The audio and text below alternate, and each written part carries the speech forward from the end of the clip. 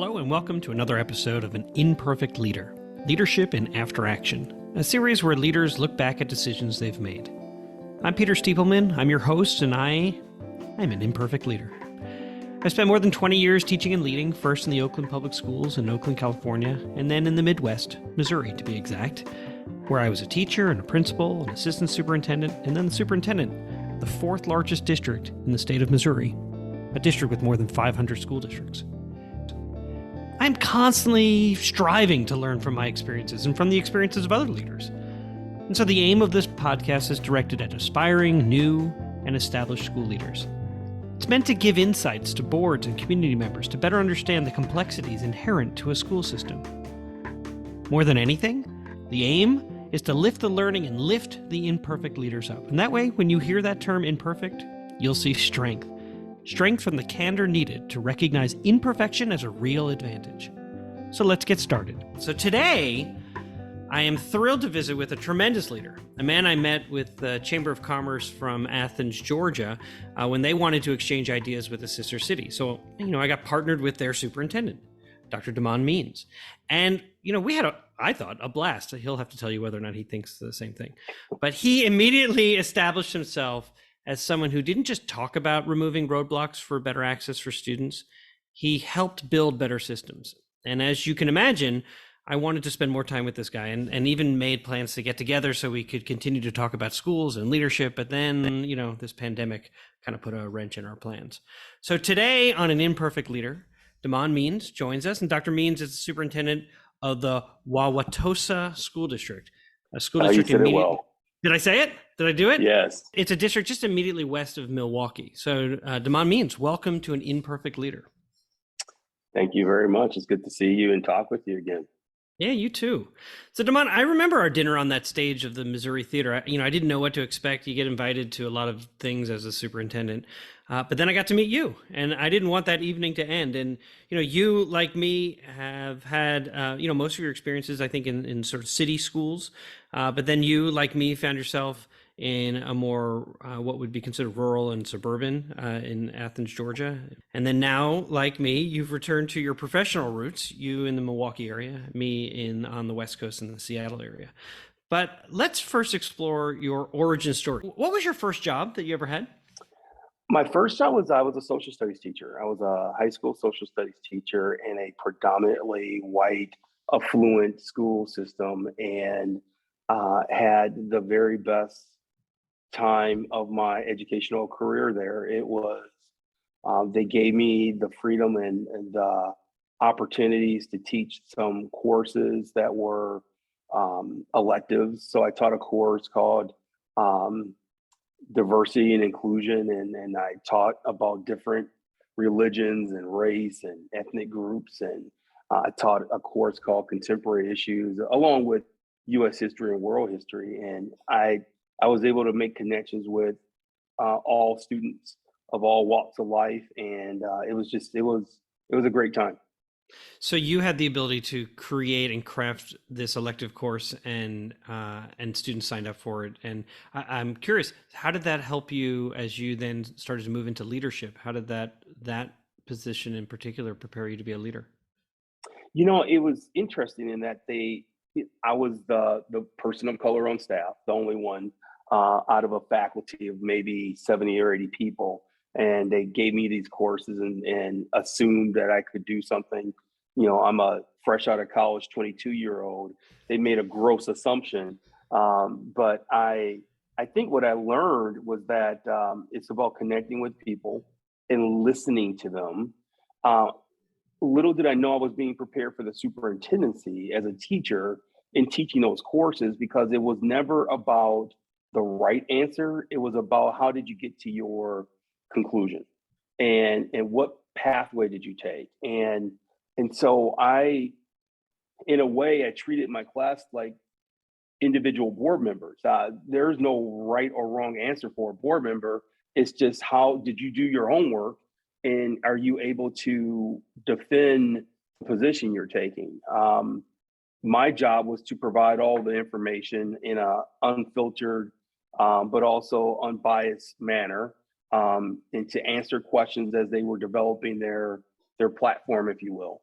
little did I know that I would take those skills into the job that I've spent most of my career doing, which is the superintendency. But I've always had this pull on me to really try to help the students who are underprivileged and don't have as much, and so I felt that I had to take on a greater challenge. It was time to take on a greater challenge, although I had a great situation in my district. So I went on to a district called Clark County in Athens, Georgia.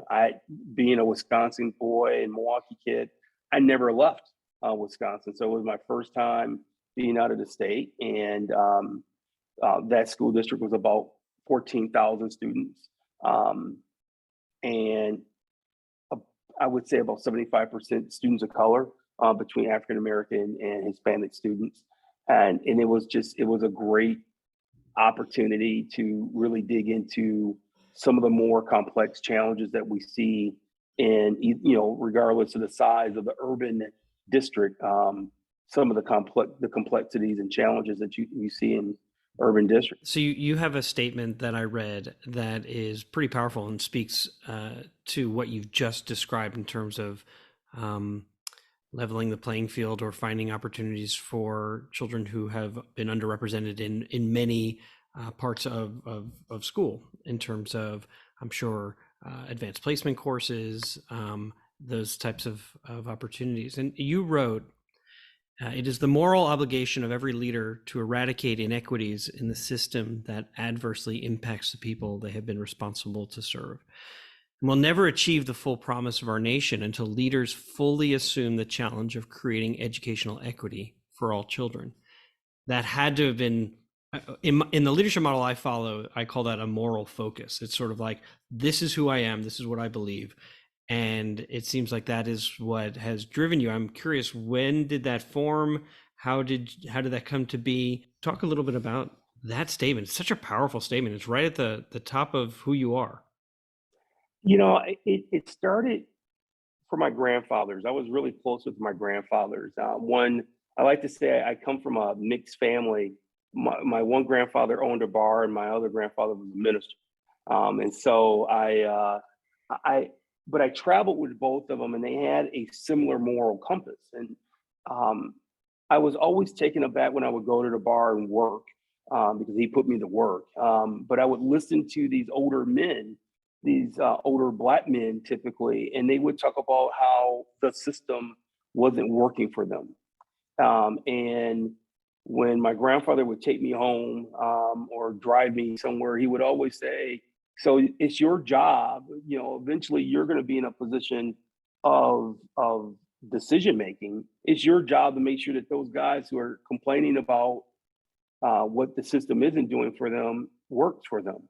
And then being in schools and seeing how we all acknowledge the disproportionality, but don't do anything radical or of substance to address the issue, it's hard to swallow and to see the conclusion and the ramifications of that. So I think it started with my grandfathers. I think it started with me then seeing the system and seeing how it is constructed. It is constructed to help students who travel a certain path. We know that. We know it. And we then acknowledge that certain kids don't get access to that path. And so it's not those kids' fault. It's the people who are responsible for the system. So you just described a philosophy and a focus, and I'm so grateful to know who guided you in that. That must have been some wild Thanksgivings where both the pastor and the bartender all coming together. But I'm curious how. So disproportionality is a great example, and for those who are listening who may not be familiar with what that term means, the way I look at it is, let's say you're looking at discipline, for example, and if 50% of your out-of-school suspensions are students of color, and yet your district only has about 25% students of color, then you are disproportionately suspending students of color as compared to any other group. And you can look at it from discipline, you can look at it in terms of academics and achievement. And so when you use that as an example, so how do you use that phrase or that statement to guide those radical decisions? I mean, radical alone doesn't allow, it's hard as a superintendent to be radical as an individual. So you really have to kind of think about how do you harvest the wisdom of your organization, and how do you not just collaborate, like really partner in terms of sharing leadership with others so that you're doing that all together. So somebody isn't just saying to you like, yeah, no, we're right behind you. And then you're like, yeah, but how far behind me are you? Like, I'd rather be linked arm in arms with you, not just have you behind me. That's a really interesting question. I think that I'm reminded of when I was a principal at a high school, and it was a fairly mixed high school. There was an African American boy who came up to me. His dad was fairly successful. This is Milwaukee, so his dad worked for Miller Beer, right? And so his dad was an executive at Miller and was doing well. But this kid was traveling that advanced placement track, and he had access. He was not in that pool of the kids that we consider to be disproportionate. But he walked up to me one day and he said, my question for you, what are you going to do about my friends? What are you going to do about it? Are you here for a job and to just ascend to the next job, or are you going to do something? And then he walked away. And that conversation has haunted me in a positive way, but it's haunted me every day in my career, because I have seen colleagues who are just simply getting a paycheck. What I've learned over time is that a superintendent can't be radical all the time. You have to be systemic and systems thinking. But if you're not guided by a moral purpose at some level, then you don't stand for anything. And anyone can be an administrator. And I think that's the beginning of the end of our profession. When there are people who are in leadership roles who don't stand for anything, the messaging will become, well, then anybody can be a superintendent. Anybody can be a school principal. And I think, Peter, everyone can't be a superintendent. There's an element of tying your moral purpose to the systemic thinking that you do, with the community building that you do, that all kind of ties together. That is the superintendency. If we water it down to just making sure there's someone who sits at the board table for each board meeting and make sure that the board meeting gets posted, and if that's what the job is, then there were some old school, if you will, superintendents who mentored me, and they stood for something, and I could watch them from afar and knew that they had a moral compass. My concern for the profession is that I don't see that as often anymore. I see a lot of people who are pursuing the job for title's sake, and it doesn't matter if you have the title or not. If you're not a morally grounded, focused, systemic thinking leader, if you're not focused on a moral purpose and moving your organization from one state to a better state through systems and continuous improvement, then you're just an empty suit.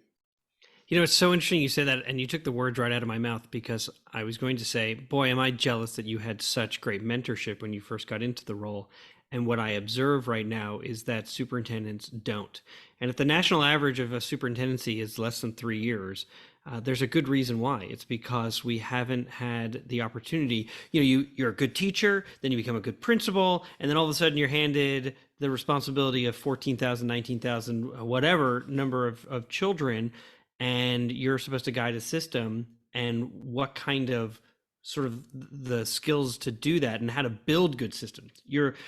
For me, I was like, I was a principal of 300 kids at an elementary school and built relationships and could lead through a relationship. And then you become a superintendent of, close to 20,000 kids, and you're going, oh no, you can't. Relationships are important, but if you don't build enduring systems, you are just absolutely stuck. And so, yeah, I think you're right. We get handed mentors or suggested people to be mentors there right now, sort of sitting superintendents who don't really have the time to give you what you need as if you're just Right. aspiring or emerging as a new leader. How does that term, an imperfect leader, resonate with you? I've been giving it a lot of thought. It scares me to be honest with you, because I don't know if I think of superintendents, female superintendents. I think of superintendents of color. That margin for error is even tighter, um, and the ability to be imperfect isn't as there isn't as much grace offered.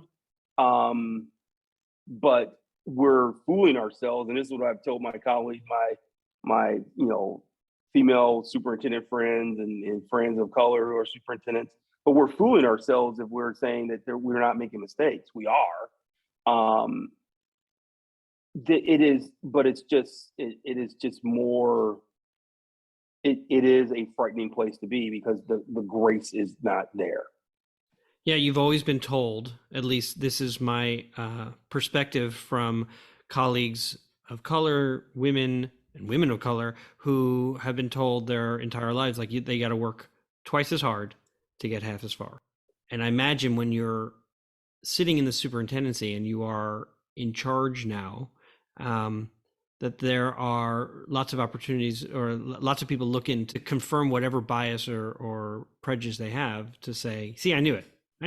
So let's Yeah. go move in a different direction. So to embrace imperfection might be a privileged position for someone like me who can say like, well, I'm imperfect and we're all going to learn from our experiences and we're going to move forward. Like what a nice place to be able to be.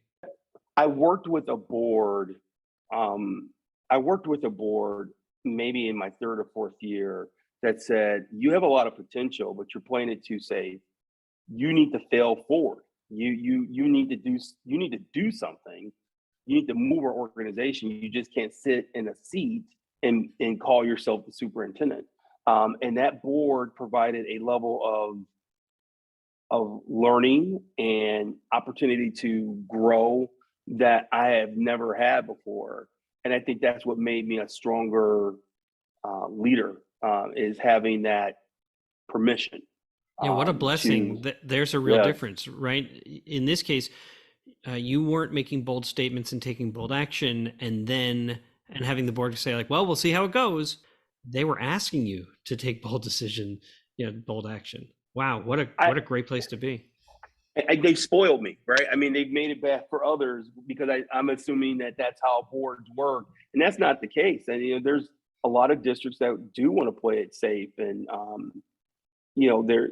This is the same community that's fairly affluent, predominantly white, and they said, well, if you believe in if your moral compass is talking about equity, help us see how equity is going to help all kids. And when I was able to unpack that, they were able to get behind it, and we were able to move forward in a very positive way, and it helped me grow. What I learned from that experience is that it's a gift to have the ability to be an imperfect leader. That's a gift, it's never about the leader. It's about the people who is supporting that leader, and letting them know that they can be imperfect. And when you think about the classroom, that's when the best teachers are at their best. When you tell someone it's okay to make a mistake, that's when they grow. You don't grow from playing it safe. You grow when you try something and you fail. The last thing I would say before we move to the next section is, imperfect leaders, they often understand that cause and effect are not always closely related in time. And what I mean by that is that, when you make a change, like in your case, making changes focused on equity and inclusion, you have to manage time delays. The gap between what you want to happen and the time it takes to get the results you want, it can take time. And so this very habit is actually described by the Water Center for Systems Thinking and their habits of system thinking tools. I mean, I love this question that they pose to leaders about managing tensions when you make a change to the system. And in your scenario from that other district, boy, you were in such a great place because they were asking you to take these steps and they were comfortable with the time delay between taking action and getting the results that you would want to get. So, so they asked this question, and I love it how they pose it to leaders about managing that tension. What will be happening within the system during the time delay that could affect the results that we desire? And so how have you, as you agitate for change, knowing that there's going to be a time delay, and how do you sort of manage the tension? I don't find it as much of a tension as building the pathway to it. So I think strategic planning is really the crux to it all. If there is a strategic plan that allows us to put the marker in the sand to say, this is what we want to get to, and then allow to make the statement of, now it's time to do the work and we'll measure our progress. And that measurement of progress is not a toxic accountability component, but it's more of if we're not hitting our mark, then how can we support you with more resources to get there? So I guess for me, it's, when you think about what's happening in the system as we're working towards the goal, what's happening in the system is really staying focused on the end, keeping the end in mind constantly, keeping that vision of what the end could be is ultimately that's what's happening. It's work, and it's staying diligent, and it's monitoring it in a positive way of, if it's not moving where we need it to, then what resources do we need to provide moving forward? Yeah, you're speaking to if we're not getting what we want or we expected to get in this time period, what is the mid-course correction we need to take? What is a different lever we need to pull?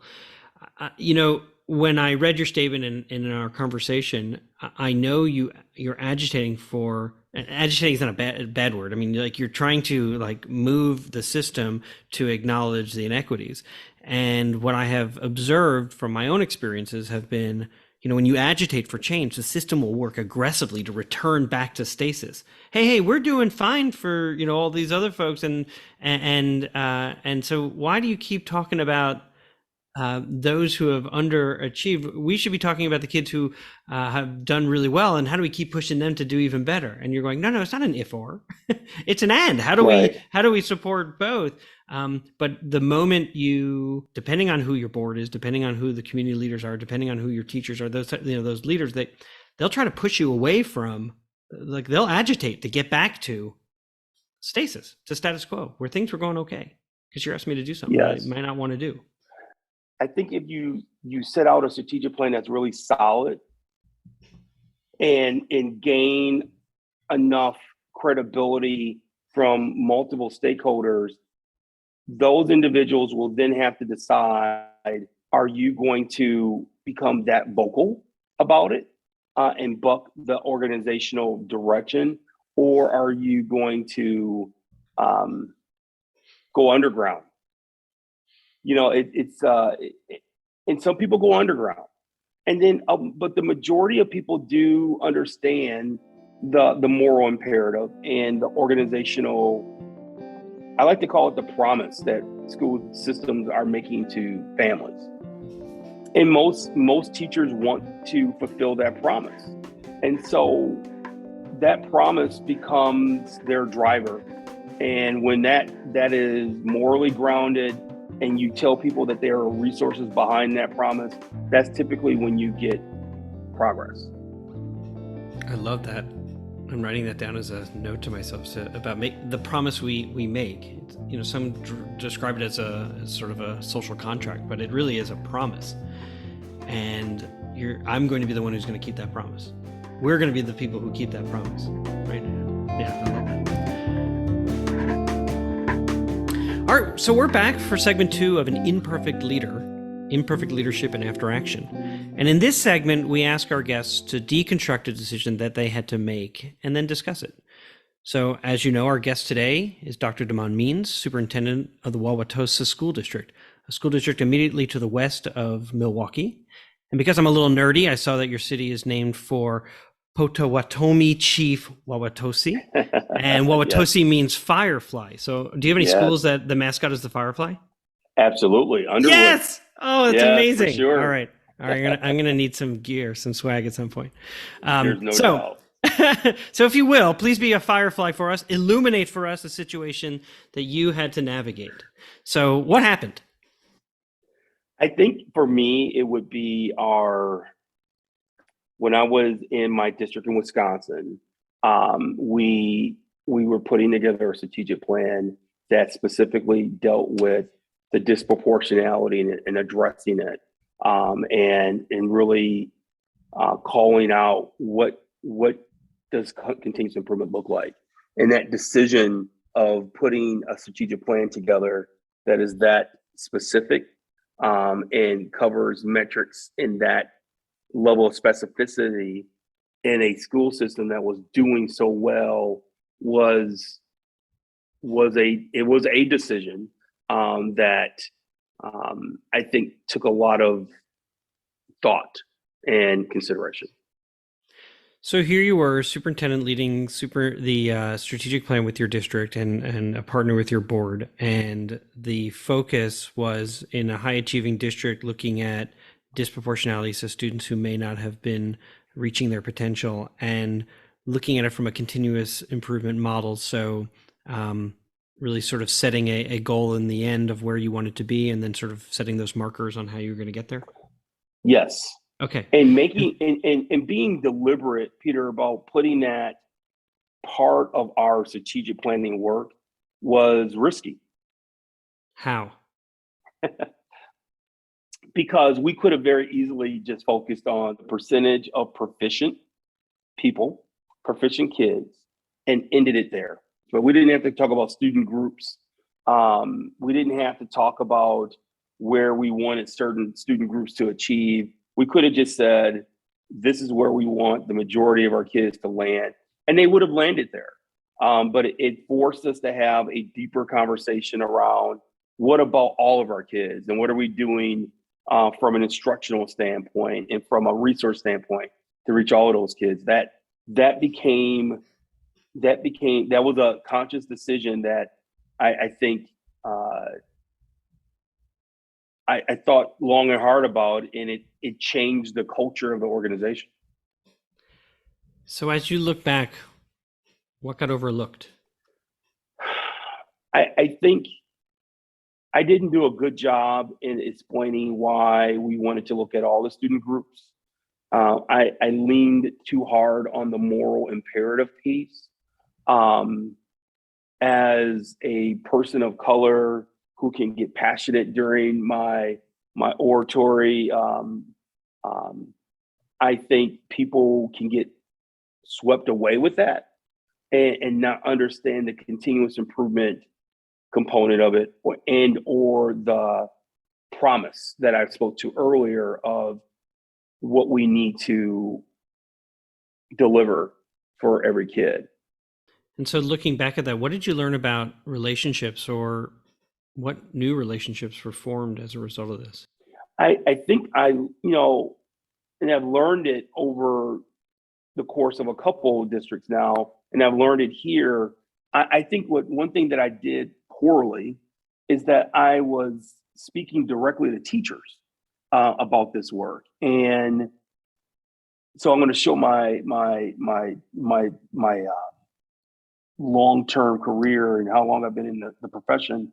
I was trained in the Gallup perceiver, and how to give the teacher perceiver and the administrator perceiver. And those of you who are listening, you will know what I'm speaking of in terms of the teacher and the principal perceiver. But in that principal perceiver interview, there's a question regarding, so who does the work? Is it you as the principal, or is it you as the principal setting up the stage for others to do the work? And I leapfrogged our principals in relaying the importance of the work. I did a poor job in building the capacity of school leaders to be the individuals to lead the work for their individual schools. I started in my first district in Wisconsin. I was speaking directly to teachers and trying to convince teachers that this work was important. My job should have been more in a role of providing resources and being a cheerleader for those teachers, and then building the capacity of principals to actually execute the work. That was, I've learned it now. And so here in Wauwatosa, I've approached it very differently. My job is to make sure that teachers have everything that they need. Subsequently, my job is also to ensure that principals have the capacity and the skills to lead that work at their individual buildings. That's really powerful. Similarly, I remember when I first became an assistant superintendent and a family was having trouble at a school, and I went to the family's house and we sat around the kitchen table and we resolved the issue, and I felt great. And then the fallout was the principal who said, well, you didn't give me an opportunity to go do that. So now it appears that I have no interest in that family, that you totally undermined me. And it was, I mean, it was right at the beginning of the assistant superintendency. I just didn't even, just like, well, this is the kind of problem solver I want to be and want to build relationships, but didn't take that step back to say, how do I meet with, just a conversation with the principal to say, sounds like this family's really struggling. How do you want to, move forward? How can I help you? How can I support you? What resources do you need? They may have said, look, I've done everything I can possibly do. You go to the house. But I suspect from knowing that principal, they really wished they had had the opportunity to sit down and feel really good about building a meaningful relationship with a family. So that's a really interesting piece. I think that leaders overlook as they move to new roles is where do they fall, not in a hierarchy, but there is like certain roles at different levels in the organization and different expectations about how you support. I like to use the term that principals live in the buildings. They live with their staff. They're a family. I'm just visiting, so, even if I am on the money and I visit each school twice a month, which is really a lot, that's incredible, right? If I was able to visit each school every week, which is unheard of, if I could visit each school each week, that's 36 visits. There's 178 some odd school days. So my one visit a week, which in the world of a superintendent is incredible, is still a fraction of what the principal has with the faculty. And I think we have lost sight of that. And I don't know, I think some people have glamorized the superintendency. It's not a glamorous job. It's not. When I have young people who say, I want to be a superintendent, my first question to them is why? Because, and it's not to discourage them, it's to say, if you don't have a moral imperative, if you don't have the skills to put together systems, if you don't have the patience to work with the community in a way of bringing them along and bringing them together, if you don't have all of those things, then it's going to be a very bad job for you. It's not going, it won't be rewarding, job. right? It won't be rewarding. Right. And it'll be taxing on you, your health, your family's health. Unless, and I've seen this more and more, unless you want the job simply for the title. But I think there's some people who they're good with that. Yeah, and I think that's why, what you're doing with this podcast is so important because, and you don't have to be I like to say that the action is really at the principalship level. That's where the action is. That's where our job is to make sure that they have the right resources and we set the vision and we support them. The day-to-day action is in those buildings with principals, leading PLCs, connecting with families, ensuring that they have resources. That's where the real work begins. So what frustrated you? So you're doing the strategic plan, you're thinking about disproportionality, you're learning a lot about relationships, you kind of identify what got overlooked in terms of going directly to teachers and leapfrogging the principals. What frustrated you? It was a self-inflicted frustration, but I think the frustration was when you lead with a moral imperative, when you don't get the sense that everyone has that same level of moral drive, if you will, that burn, and that was a terrible. I was young in my leadership journey. That was self-inflicted, and I was wrong, and I've grown since then. But that was self-inflicted. It reminds me, Peter, of the story when they talk about how Magic Johnson was the coach for the Lakers for like 20 games, and then he stopped coaching, and it was because he just assumed everyone played like him. One of the greatest players of all time, and it wasn't. That's not how a really good leader. Not saying that Magic wasn't a good leader, but I can speak for myself. I wasn't as good of a leader then that I am now because I don't impose that on everyone. Everyone's going to get to their mark differently, and it's going to come out differently. It was the one component of my teaching years that I forgot in terms of how people express how they express themselves is going to come off different, and that's okay. It was ironic. The equity guy didn't respect the diversity of how people were coming to their moral imperative. So I think that's been the biggest area of growth for me from that point 12 years ago to where I am now in terms of leadership.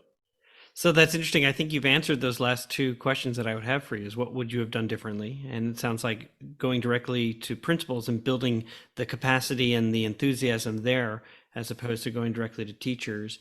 And it sounds like in the end, what was something that was good that came out of it was a sort of growth in terms of your own leadership model about respecting the individual capacities and strength that people and perspectives that they bring to the work, that, having a shared image of what success looks like, and then having a level of trust and belief that people are going to get there following their own model of leadership and strategy. Does that sound fairly accurate? That's very accurate, yes. And there you have it. Dr. Damon Means from the Wauwatosa School District. An Imperfect Leader, Leadership and After Action is supported by ILAA, a firm dedicated to supporting aspiring new and established leaders. For more information, please find them at www.human-centeredleaders.com. Music for An Imperfect Leader was written and arranged by Ian Varley. Sam Falbo created the Daruma doll butterfly artwork. Imperfect leadership is not a scarlet letter. It is a badge of honor. It recognizes that serving as a lead learner is about being a vulnerable leader, an empathetic leader, a compassionate leader. And I'm proud to be an imperfect leader, so I hope you'll join me next time for another episode of An Imperfect Leader, Leadership in After Action.